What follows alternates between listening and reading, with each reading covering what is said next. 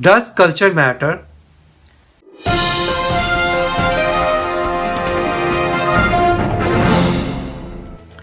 Hello friend, today we will be discussing the Culture Map book. This book is about the cultural differences of different countries. Before we go further, let me tell you my story. I was born in India. I live and work in USA. I was working for a client. What happened? My computer clock got messed up by 5 minutes. So I was late to every meeting by 5 minutes. I thought it's okay, what is 5 minutes?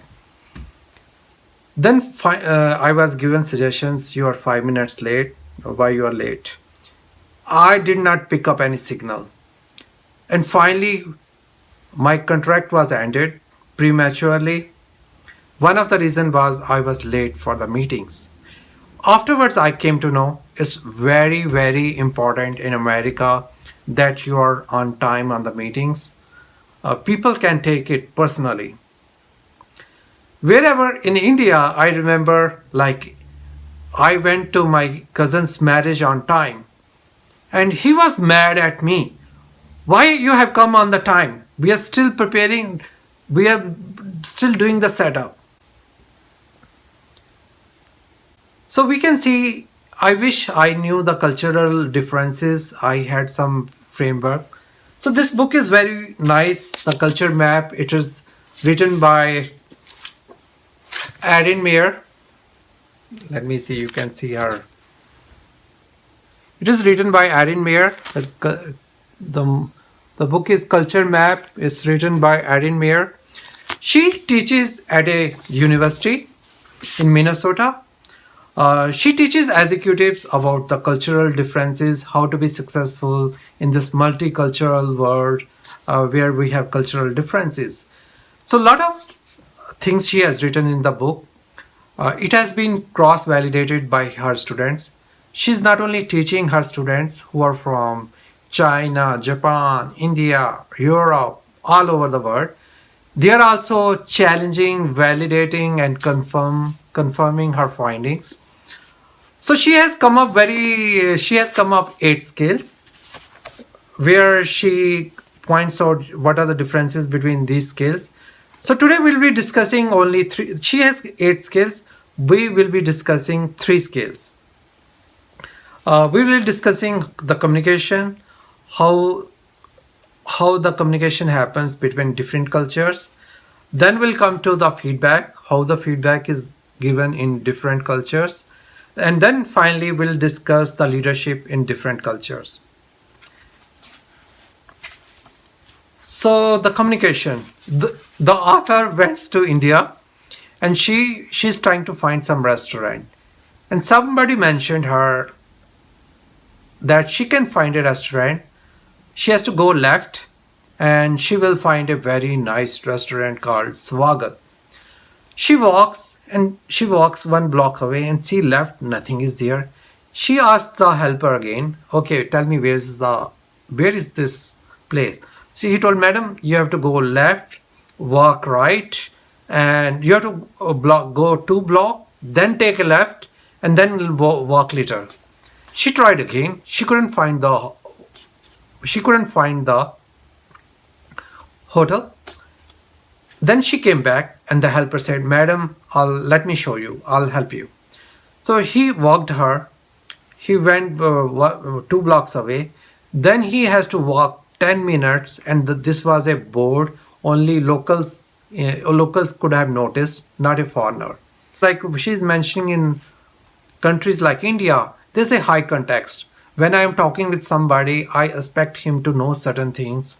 So if I tell him, for example, if I tell her, go to Swagat Hotel, Space Swagat Hotel, the answer could be in front of, some Rush Street. And where is Rush Street? Rush Street is behind Swagat Hotel. Okay, Space Swagat Hotel is front of Rush Street. So the joke is about people expect you to know Whereas in America, the people give you direction, they assume you don't know anything. They give very military type kind of instructions. You walk 2 blocks, then walk 100 meters, and you will find a sign, restaurants on your left. So let me show you the scales she has made for. So here, like here is the low context. She has a scale, and there's a low context and high context. So she mentions which are the countries where people don't assume, give clear instructions. Your USA is on extreme low, whereas UK is a little high context than USA. And the high context countries are here: Japan, Korea, Indonesia, China, and India is here. So the communication. Next comes to feedback. She gives an example of one American was working in a French company. The French manager gave the feedback.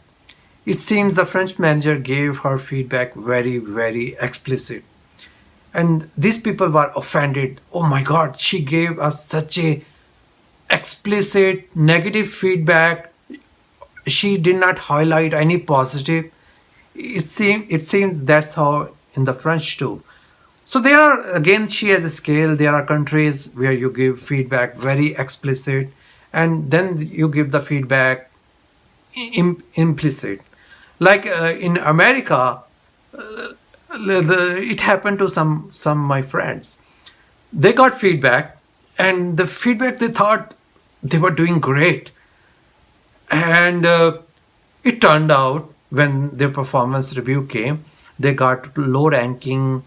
Or their contracts was terminated because they didn't pick up the negative feedback. How the feedback is given in America is generally, we call it sandwich approach.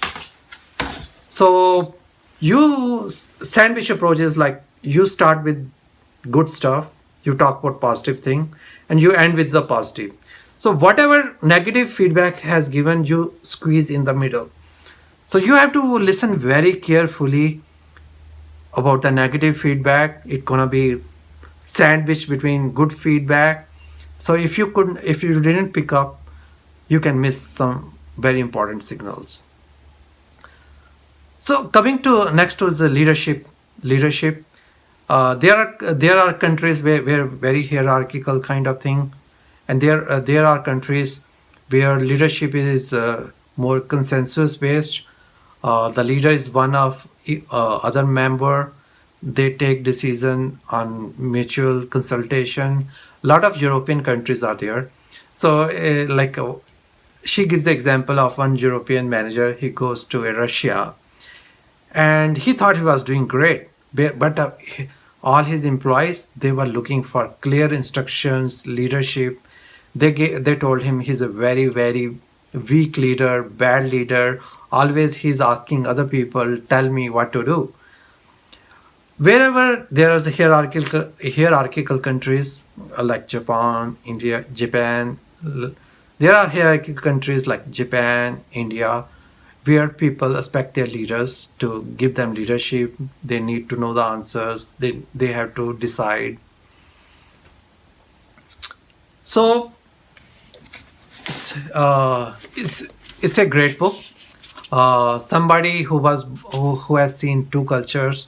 I was born in India, and I work and live in USA, and I also work with people from China, Russia, Europe. So this book, I say this book is very, very useful if you are working with people of other countries, or you're traveling somewhere to work across. I don't get paid any money. Anyway, I'm not getting paid any money by recommending this book. So it's a very interesting read, very hilarious. How communication gap can create some kind of how communication gap can create hilarious situations.